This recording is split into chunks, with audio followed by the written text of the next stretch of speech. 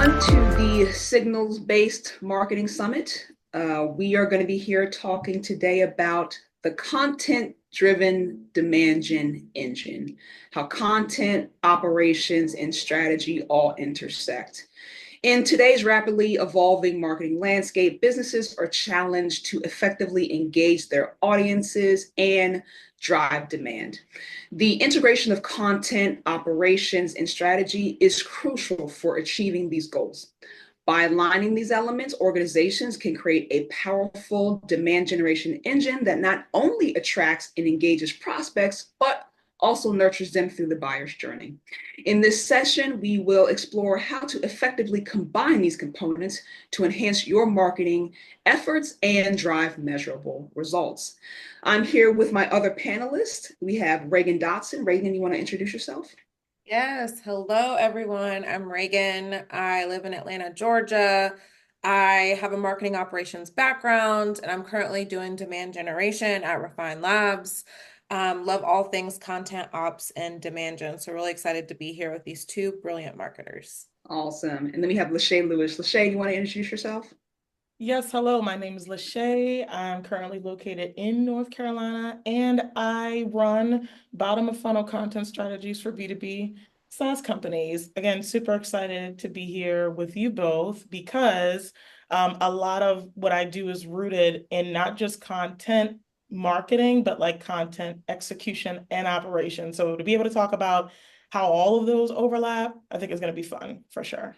Awesome. And then I am Moni Oloyede. I am the owner and founder of MarTech, where I teach business professionals and marketing professionals fundamental marketing principles to help them drive and improve results. So again, today we're going to be talking about sort of content-driven demand gen and how content ops and strategy all come together to improve results. So we all got started in our kind of background with content. I mean, that is the fuel that drives demand gen, obviously. You guys want to talk about sort of our approach, or what you think the best approach is to developing content in order to drive demand? Is there some sort of tactic, approach, plan that you guys have when you're developing content and starting out? Can I go first? Sure. Start doing content. Mhm. What does that mean, Reagan? Just start. There's so many clients that I deal with and like people in marketing that do not allocate enough resources Mm, to get their content engine going in the first mhm, place. mhm, And it's like, why? Why is that? Because content, you're not going to see direct results, like one-to-one ROI on content. mhm. And I think that's why they neglect it. So my first thing is start doing content, stop putting it on the back burner and really create strategy around it. Yeah. What do you think, Tasha? To lean into what Reagan just said, customer research, right? Mhm, Along with the content creation, again, because it's hard to do one-to-one attribution with content. Content is like an engine. There's like no specific piece that's gonna drive all of the results, whatever that metric is you're looking for, whether it's brand awareness, conversion, right? So it's like understand who you're talking to before you decide to invest money into a campaign like that. Because I think one of the problems is not only do people not want to invest in it because they feel like it's a black box, I'm gonna throw things in, I don't know what I'm gonna get out. Yeah. Um, but I feel like it's because they don't understand their customer. Feel like mhm. if they understood their customer before they did all of that, they yield much better results versus just trying to throw stuff at the wall and seeing what sticks. Actually be very intentional about that, like Reagan said. Yeah. Yeah. I think a lot of companies go wrong on the strategy piece. I don't actually think it's the content. I think people kind of have their go-tos. It's like, I need a webinar, or I need a blog, or I need a white paper. It's like they kind of start somewhere at least, but I feel like the strategy is where they fall down. So definitely audience, they don't do a lot of good audience research, but it's the strategy is like what is this content for? What is it supposed to accomplish? Where does it fit in the buyer's journey? What is the next step after they consume this content piece? Like those things I don't see flushed out. It's let's have a webinar, let's send all those leads to sales, let's have them cold call against it and see what pipeline we can drive. That's not a Yep. strategy. Yep. And I see it so many times, right? Where it's like, and it's crazy because now it's like the marketing team is starting to be responsible for stuff we're not supposed to be responsible for. Mhm. And I think just and Moni, we talked about this before, but just like setting expectation, Yeah. and letting them know, okay, you might not, as Reagan said, see a one-to-one attribution with the content. It doesn't mean it's not working, right? Right. And people kill campaigns so quickly before they get to reap the fruits of their labor. And again, like strategy is so important. And I know you're telling the truth about that because again, when most people come to me, they're like, oh, we've been publishing, but we haven't been seeing any results. And that goes back to publishing without intent, right? Without intention, meaning like, what's the strategy behind it? It's not just do a webinar, right? But it's like, find the segment that you're talking to, understand that segment's pain points, build a webinar that, discusses, okay, here's our product, here's our thing that you might or might not be interested in, that's okay, but here's how we solve your specific problems, not Right. just, you know what I mean? Because if they wanted leads, they could go to a lead list and buy leads and, Exactly. spam them. I mean, Right. yeah. Why don't they do that anyway? They do. Seen it many times. Even seen like the appointment setting. I worked for a company that did like the basically outsourced BDR. Like they'll do and set the appointments for you. Because a lot of times in SaaS, it's like sales will be like, I just need meetings. Like just get me in front of these people and I'll sell them. And then you do that, they don't sell them. Like it doesn't. Nope, that ain't. Then it comes back on marketing. Like, Yes. Yeah. why are we, there's a whole, again, there's like a whole buyer's journey, but it's like, and this is where cross-functional communication comes into play, because it's like, how do I know what pain points to touch on if I'm not hearing it from anybody else? A lot of marketing teams are assuming what their prospects' problems are instead of going to talk to sales and being like, okay, what do you hear on a daily basis from potential prospects? What competitors are they switching from, right? What are the problems they're dealing with? What's their workflow look like? How do we fit into the workflow contextually? You know what I mean? So it's like, I think cross-functional communication is another one. And it's a lot of, I think communication in general, a lot of companies and teams just don't communicate. It's very siloed. A lot of marketing departments are very siloed. The marketing department itself is siloed from other departments. And then within the marketing function, it's a silo too as well. So it's like, it's just kind of their ops doing their thing, and then content doing their thing, and then creative doing their thing. And then you may have one person assigned from a team to try to just go and do execution against those things, but no one really talks and sits down and goes, what are we hearing from the customer? Does this messaging make sense? Is this something somebody wants? So how about like that, to that part of like content development? And you deal with clients, Reagan. So like, do you do any kind of right setting with them as far as like, man, this white paper is long. No one's gonna read this. Like, how do you right set with clients of like, is this the kind of content that's actually going to drive results? Yeah, 100%. That is one thing. I had a client that cybersecurity had like a 50-page like document, like we were gonna do a document ad, and it was hella wordy.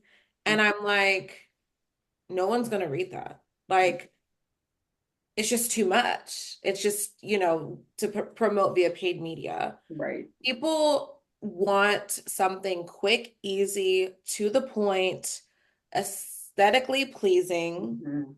Your branding needs to be on point. It needs to be modern. It needs to be eye-catching. And you need to hook them in, right? And if they want to explore more, they will. They'll go to your website. You'll see your organic search or your organic search metrics uptick. You'll see your direct traffic metrics uptick. because that's that demand capture component, right? They're going to go back to your website. They're going to continue utilizing your brand as their go-to place to learn. And if you're trying to hook these net new people, especially via paid media or organic social, Yeah. it needs to be eye-catching and it needs to really speak to their pain points and resonate with the audience. Yeah. I mean, Lashay, you deal with this a lot where, especially at the bottom of the funnel, but I feel like across the funnel, I feel like a lot of businesses just misalign the problem vis-a-vis where that person is in their buying stage, right? So we talked about this. It's like at the top of the funnel, it's really about what is or how to and stuff like that. And it's like that content is fine and it'll get you traffic. But if somebody is looking for what is the thing, they're probably not going to buy your product. That's probably not your audience, right? Like what it is, and then being ready to buy it, or two, those are different chasms, right? Yeah, So it's it's like people, try to get the traffic. That's cool, but that doesn't mean that person also is going the right person to buy your product. That's true.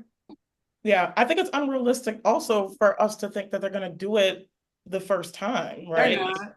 You know what I mean? Like Ragen, like you said, demand capture. It could take, depending on the type of company you're working with, sales cycles could be anywhere from 3 to 9 months, could be 12 Yep. months, could be Yep. 2 years, Yep. depending on like the ACV and things like that. So it's Yep. like, you just gotta, you have to understand the buyer's journey and understand how things, the connective tissue between everything, Yeah. right? So that's true. But yeah, you're yeah, never gonna know until you start. Right. that's true too. Yeah, totally. Yeah. Yeah. You know? And then having an expectation set. Like if somebody starts an organic campaign and they're like, okay, I don't expect to see anything from this for the next 3 to 6 months. I'm just gonna follow the plan and execute, execute, and execute. A lot of times you'll be surprised what you get from that, right? So a lot of this I didn't learn until I started consulting myself. But since I sell to B2B companies, I'm dealing with the same kind of buyer journey. Like when somebody sees me on LinkedIn, they're like, oh, I want to use her. They're like, no, I have to educate them on the problem, which is bottom of funnel, because a lot of people don't even know they have a bottom of funnel problem, or they don't know how to put a name to it. Right. So when they see the same thing over and over and over, oh, and again, I'm touching on pain points. I'm like, okay, my traffic is going up, but I'm not getting any leads, right? Or a lot of my blog content does say, what is this thing? Okay, that's me. That's when the hand raisers come in, but that might not be 3 to 6 months Right. It down the might take a while. line, right? So That's true. But that's why you can't just do, one thing, one piece of content per week either. You have to diversify your content so that you're educating those people, right, across the buyer's journey, especially bottom of the funnel. Those already, it should be an already engaged audience, I would hope, right. for bottom of the funnel. So Yeah. keep diversifying, keep feeding them with fresh new content to position yourself as an authority in the product category. And why should they pick you? Obviously, they're bottom of the funnel. Obviously, hopefully they're in market. They've already been engaged with you. They also don't want to keep seeing the same ad or the same piece of content or a white paper that you produced in 2019 or a webinar that you produced in 2021. Right. You've got to keep these programs up to date. Right. Yeah. The platforms kind of demand that too, right? Google will like devalue your stuff after 3 months. Like they're like, it's tired, girl. We need something new. Yeah. The platforms sort of demand that too as well. But how about from like an operational standpoint, like actually making this engine work, tracking it, putting it together, right? So there is some sort of processes that need to be in place. That's like, okay, this is top of funnel. This is to get somebody in, right? And then we either with an email follow-up or some type of nurture or whatever our next ad offer is. There's this middle of the funnel, which is a void for a lot of companies. They stink at the middle. They have no idea. They have no offer for that whatsoever. And then there's also then just trying to get them to the bottom, right? And there's steps to the bottom, which I want your feedback on, Lashay, because like sometimes it's like, they want to go straight to either the sale or the demo or the trial. And for SaaS in particular, it's too much sometimes. Like people are not ready for that, but they are in a kind of product evaluation, right? So like, how do you address sort of that buyer journey tracking, but also sort of like, how do you approach people at the bottom? Well, we should be asking you about the operational stuff more so. But Well, yeah, I have ideas, obviously. Well, I I want to hear mean, feedback and I'll jump in. no, I think no, for sure. This comes back to communication because again, mm-hmm. the content team and demand gen team don't talk like they should talk. Why is that important? Because demand gen might create an awesome resource, right? Yep. And maybe I could put one of those awesome resources in a blog post that could get more signups, not just from the paid now, but moving that paid over to organic. Yeah. Not just that, but even seeing what does well from a paid perspective, maybe in terms of like keywords or search terms, what I found works well is like running ads to bottom of funnel content. Like that works really well. But a lot of times I need demand gen's input on, okay, like the people that are coming in, like what search terms are they using? What's the use case of the search terms that they're using? You know what I mean? So it's Yeah. like that communication between those teams is like uberly important. Yeah. But just I think repurposing too. And Oh, for I sure. would be curious to hear like what you have to say on that too, but like, from the operational standpoint Yeah. of it. But like from communication wise, like again, if I go to Reagan, I'm like, Reagan, okay, what performed well? What resource do we got that performed well? And she's like, okay, this 15-step checklist performed well. I'm gonna go find a blog, right, that aligns with that topic, maybe has gotten great traffic over the past quarter, and then do a content upgrade right in the article and say, boom, here's this checklist that you can get. So now not only are you getting downloads for the checklist from demand gen, but now you're also getting it from content, all because I went and ask the demand gen professional what was working. Yep. Oh, I love that. Demand gen, and then if demand gen doesn't know, they need to be asking, operations. And Operations. I was gonna Yep. ask you a follow-up to that. I'm hoping the keywords are all cohesive throughout all the assets for SEO and organic. Yes, they usually, so what I see is, yeah, there is congruency there. It's not even with the keywords. It's even talking to the person in the first place. You know what I mean? So it's like I see less of a discrepancy with like, oh, these keywords are working over here, but they're not working on content. It's like, with bottom of funnel, at least I see like the keywords that work on the paid side, we take those same keywords and run those to the bottom of funnel blogs and see conversions from that. Yep. Yep. Yeah. I love the tactic of like taking the ebook or the white paper and just making that a web page and then just linking to the PDF on the page. I feel like that works for, optimization, SEO, all the things and conversions. Like it's a win all the way around. Are you sure, I we think shouldn't tell them to gate their content for lead gen? I feel like aren't we going into the no click, one click? Isn't Zero that like click. the future? What everybody's talking about? Like, if you don't already have my data, like, what are we doing, bro? It's out here open to the public. Like, you have it. You have my information. Stop it. I feel like it's just the conversion now is just to like prove that your dollar is worth something. That's all we're really doing, aren't we? Like, it's just to say that just because I spent this much money, here's my click-through rate, or here's how much I'm buying for your conversion. I don't know if it's really a worthy exercise of like, I need your data for something. Maybe could be a scenario, but I feel like for the most part, from the operational standpoint of like tracking all of these things, I feel like, again, things are missed in the beginning. Yeah. We mess up from the jump. So like there are different ways to slice a pie. So even from an attribution standpoint, it's like, what model are we using? What do we care about? What is success? Is success the number of leads? Is this success pipeline influence? Is this success closed business? Is success MQLs? Like none of that stuff is really defined up front. We wait till we get into it and then we try to decide that later and people get all jacked up.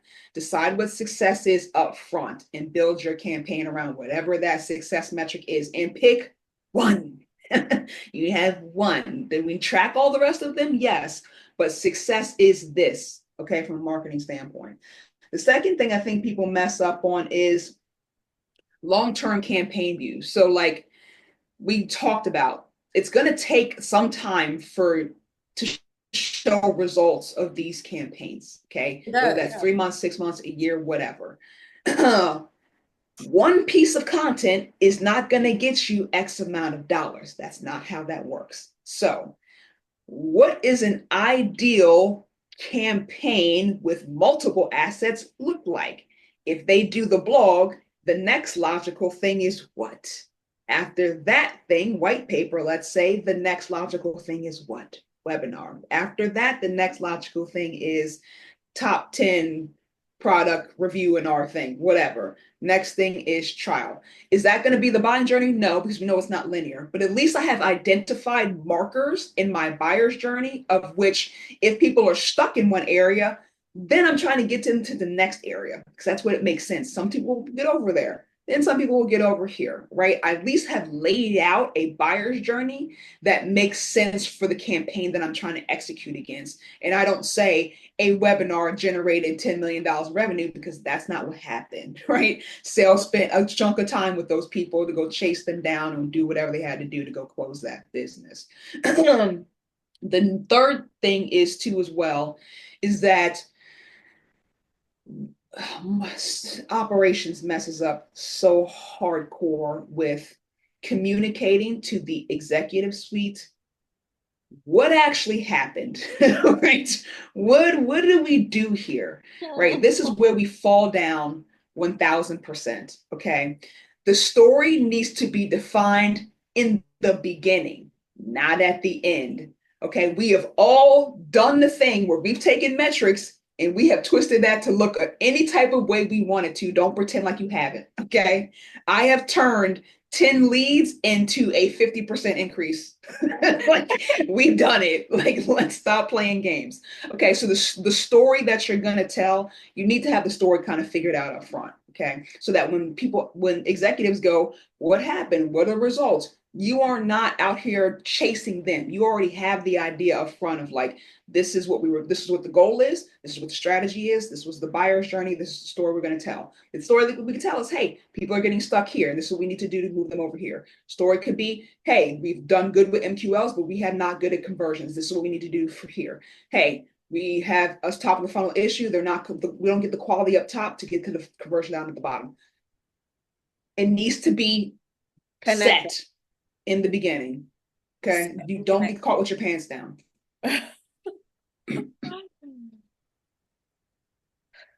Ooh, that was what we needed. Okay. All right, so that's strategy. Does anyone have any tools, technologies, platforms that will either help with content execution, or tracking that they prefer? Content execution or tracking. Well, my whole consultancy in Notion. I mean, I like that. Funny thing about that, a lot of people don't know how to write good bottom of funnel content. They don't. So a part of me was like, okay, I hate writing. How can I get their team to do it? In order for me to get their team to do it, I had to get very clear on what the process was, because I had to teach it to people that didn't know how to do this, and I had to do it in a short amount of time. That forced me over into operations. Okay. Again, I'm not like an operations expert or anything by any means, but when you're put in that situation, so for me, I've created templates. So that's my way of like kind of operationalizing a process a bit. And then taking them through phases, right? So phase 1, we do customer research. Phase 2, keyword research. Phase 3, we publish using the frameworks. Phase 4, we track, right? So it's like, and again, I think that's why I say all of this mixes together, right? Because I didn't think I'd be doing anything content operations wise. I'm just like a very strategy driven. Like I like to see things from a higher point of view and say, okay, this is top of funnel. This needs to tie to that. Boom, Yeah, I like that. You know what I mean? But it's not, but when when you have to get more specific with things, and again, you have to teach people something that's complicated, that has a deep learning curve, that's when you got to get more specific on not just what you're teaching them, but like the actual process of that. Like, what does that look like? Okay, how do we pull these pain points? Where do they go? What benefits? Where do they go? What team do we get it from? Right? You know what I mean? So like operations is so important. Very. And content marketing, again, back to demand gen being important. It's like y'all have information we don't have, and we have information y'all don't have. And it's like, once we come together and talk about that, it's like that's when the magic starts to happen. Things start to interconnect with one another. The buyer's journey starts to form that connective tissue, because now I'm talking to demand gen and they told me this document ad was performing well on LinkedIn. So, okay, let me try to put that same ad on this high traffic article over here and see how many more downloads we can get per month on this thing. Yeah. That makes sense. Or definitely, like, if a paid ad is resonating on paid media, then have your create more assets, have your employees do some advocacy outreach, right, on LinkedIn with like similar content to reach their audiences. And then also figure out how to make a cute little video about it, the same topic. Like you can repurpose it. What's working, repurpose it into different formats. I'm a huge advocate of that, because sometimes your audience likes looking at static ads. I don't know who does, but if they like looking at static ads, whatever, and it goes to a landing page, cool. But some people like to receive their information in TikTok style videos. So you want to make sure that it's resonating with different parts of your audience, and with the key decision makers, influencers, and just build out your content arsenal. Yeah. I think repurposing for sure. I think also like just repeat content. I tell my clients all the time, no one's searching for your stuff. Like you send it to them doesn't mean that they saw it or cared or looked at it. Send it again.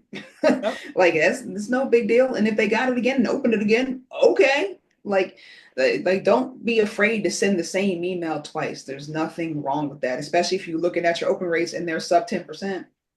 Nobody saw it. Send it again. It's fine. Same for social media too, right? Like you can put out a post, 6 months ago, guarantee 6 months later, half the people aren't going to remember. You put it out, half the people probably didn't care. You know what I mean? So it's like, and now you probably have more experience to put on top of the post that you did 6 months ago. At least that's my experience. I go back and look at posts I did a year ago. I'm like, ew, right? Let me refresh this up a little bit, So it's like, totally, yeah. That's a good point. And not only that, but like 6 months later, hopefully like your marketing efforts are skewing in the direction of increase in audience, organic audience. And when you repost, you might get more engagement. Yeah. By nature. Yeah. To that point, I also think that businesses could do a better job of cultivating community and not just growing database. Right. So, and what I mean by that is like identifying the personas, even though I don't like that term because it's just bastardized, but people who are important to your ICP. Sometimes it's just like you download something off of a paid ad or, Google or whatever, and there's no identification of who that person is. So is that an audience member? Is that a partner? Is that someone who never buy from us ever? They're just in the database, just floating around, right? There's no good way to identify this is somebody who could potentially buy from me. This is somebody who's just a friendly and is a supporter of mine. This is a competitor, or is this somebody who's never going to buy from me ever, and I probably need to quarantine them or move them from my database. We don't do that. Everyone's just the numbers grow and we just see who's in there, and it's like it's uptick, and now I got 100,000 database, but I have no idea who those people are. I have no idea who to take seriously and who to not take seriously. So I think that's some of the future work that I would advise operations people to focus on, is to properly identify who in the database to take seriously and who to not take seriously, especially when you're doing inbound marketing. It's like you're getting leads from every which way. Most of those people are probably not let's say half those people may not be in your ICP. Probably a chunk of those people are never going to buy from you ever in life. That doesn't mean that they're bad. They're just not going to buy from you. So you got to figure out where they fit in your audience, persona, and figure out how to use them. So like sometimes it's like there are people who are going to be what I call friendlies and supporters. They're not going to buy from you, but they support what you do or what your message is or what you're trying to accomplish or what your mission is or whatever. And right? you need that. You need that. You need those people. They're going to uplift and share your brand, right? But they're going to talk to them differently. They can support you differently. You need to know who those people are versus this is people who are staunchly in my ICP who I want to prospect against and turn them into customers, right? Like simple things like that. I don't think businesses focus on doing that well. Parsing out your audience from an operations standpoint is going to be how you win in the future, in my opinion.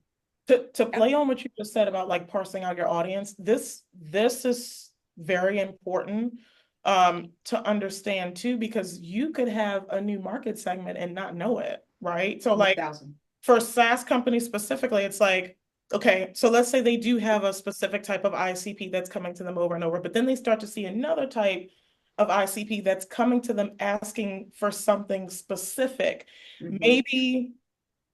Maybe they use the product in a different way. So now we have a new use case that's emerging. And then you go from a vertical SaaS company to a horizontal SaaS company, right? So it's just a way to like, it could be a way to expand your total addressable market by you getting specific on who's coming to you, understanding what part or what pool they fit into. So no, just to play on your point about how important that is to like understand your audience and then segment them properly. And even within that segmentation, like you said, okay, I have peers follow me all the time, probably never going to buy nothing from me. Exactly. It's totally okay. But when they like the post, when they share it, when they comment on it, it shows up in other people's feeds that will. I've had people come to me and say, oh, X referred me to you. I'm like, I've never worked with that person before. They referred you? You know what I mean? So it's like, you can't always pinpoint how that will work or where it'll come from, but just know like it's a moat, it's a compounding effect. Your peers and the people that don't buy from you are, to me, just as important as the people that will buy from you. Because again, if you have people champion for you, yes, that's like major. I tell my clients all the time, it's like, don't always see the not buy as a failure. It's like a lot of companies be like, oh, you don't buy from me, you're useless until you do that. It's like, no, people have a bunch of use for you, especially amplifying your message and your marketing 100%. That, that's not necessarily them going to buy from you. And you have to incorporate that into your marketing too as well. Liking, comment, and sharing these days is almost just as valuable as purchasing my freaking product these days. Like that needs to be a part of your messaging. Like a follow on LinkedIn. If you're not going to buy, a follow on LinkedIn is just as valuable to me as buying. Like that needs to be worked in to your messaging, especially at top of funnel. They're probably not ready to buy, but like subscribe to the blog, sign up, like, comment, share, follow. Those should be the currency at the top of the funnel because clearly they're not ready yet. So you trying to force them into a buy at that point is a waste. Have them be a part of that's your community. I call for my small businesses, I call it the storefront. Where's your storefront? Where are you setting up shop, right? Whether that is your website, whether that's LinkedIn, whether that's Instagram, wherever, like where are you? If you had one place to direct people to, where is that place, right? And that's where you need to be most often, sharing your story, sharing your content, right? Getting people to understand what it is that you do so that if they know somebody who needs what you do, they know to send them there. Right. I was just going to say that. I'm like, not only do you stay top of mind to the people that could potentially buy from you, which is great, but you also stay top of mind to your peers. So when somebody else they know has a problem, they're like, okay, so who can help me with X, Y, and Z? Oh, I know somebody that can help you. And that person will champion the hell out of you because they like you. You know what I mean? Because you put out valuable information without anything in exchange. That means so much to people because it's like today everybody's asking for, okay, give me your email and I'll give you this thing. Give me this, I'll give you that. Like, give it away, right? Like, give the knowledge away. You will attract the right people. Exactly. 1,000% agree. All right, ladies, so let's wrap this up. Can we go round table and give your one sort of key piece of advice around content for demand gen? Reagan, we'll start with you. Me. Yep. Content for demand gen. First of all, make sure that you have a aesthetically pleasing visual brand. Does that make sense? It does. Yeah. Okay. Love Canva. Think that's a great thing for you to have to templatize things after you establish a visual, aesthetically pleasing brand. Yep. Right? Because your content needs to be cohesive with that brand. Agreed. Right. Branding. Yeah. And just build a badass brand, a modern brand that appeals to your target audience. Yep. Build community. That's how your content is going to be successful, first of all. So that foundational component. And don't be scared to get into video. Don't be That was a big one for me. Yeah. like video's huge. And yeah, make interactive content and be badass at it. That's my one piece of advice. What about you, Lashay? Be intentional, like with everything from the strategy you create to how you communicate with your coworkers, your peers. Like, I'm not saying be transactional, I'm saying be intentional, right? 100%. Yeah, there's a delineation between the two, right? So I think the more intentional you get about things, you'll just become more aware of like, okay, I understand that this isn't going to work right now, but it's a drop in the bucket, right? Like everything could be a little drop in the bucket. You got to understand when you have drops in the bucket doesn't fill up right away. It takes time. So just being intentional about everything, again, how you communicate, how you put out content, how the content and the brand aligns with each other, the type of ads that you're running. If I go and pull somebody from demand gen on a call, be intentional about what you're trying to get through to that person on that call, right? So like be intentional with their feelings. Let them know that they are helping you and they are important to you and they're important to your campaign and what you're doing. Even though I'm on a different team, you still help me and I appreciate that, right? So it's like, just if I could just boil it down to one thing, just be intentional with what you do. Yes. I love that. Mine would be clear communication. I cannot tell you how much copy that I've seen that is verbose language, that is very wordy, that really doesn't make a lot of sense. I think a lot of companies, especially in B2B, use a lot of abstract language. Increase productivity 10x. It's an abstract statement, right? Streamless. Exactly. All in one. Exactly. So my advice to these companies is to focus on visual statements. When you close your eyes, can you see it? Okay, that is the type of copy that people remember. They remember visual statements. So take that 10x productivity and turn that into a visual statement in some type of way. Spend more time with your children, right? Something like that. So work on doing things like that to improve the communication, because a lot of it is written in-house with people who have not spent a lot of time talking plain language with regular people.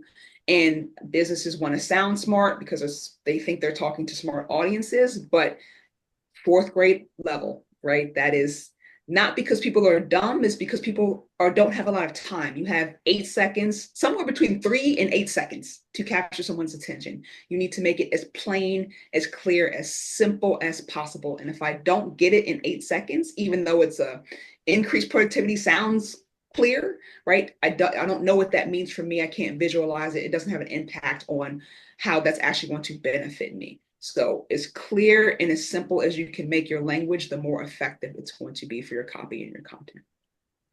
Agree. All right. Thank you all, ladies. This was a very fun panel. We could have went on forever talking about these things. It was a pleasure talking to you all. Do you want to tell everyone where they can find you? Ragen, where can people find you?